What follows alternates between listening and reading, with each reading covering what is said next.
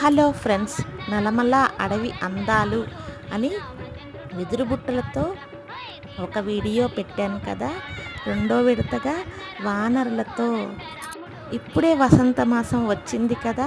దిగువ అడవంతా పచ్చగా ఆకుపచ్చగా కనువిందు చేస్తుంది, కానీ ఎగువన ఇంకా చిగురించలేదు. అందుకే కోతులు నీడ కోసము గుంపులు గుంపులుగా చెట్టు నీడన ఆహారం లేక అలా కూర్చున్నాయి. ఎప్పుడు మేము నల్లమల అడవిలో ప్రయాణం చేసినా బోలెడు అరటిపళ్ళు, మంచినీళ్ళు పట్టుకెళ్ళి కోతులకు పెడతాం. ఆ మాత్రం మూగ ప్రాణులకు సేవ చేయడం మన అందరి బాధ్యత. అందమైన మా పుట్టిల్లు పక్కనే రామాలయము అని ఇంకో వీడియో కూడా పెట్టాను కదా.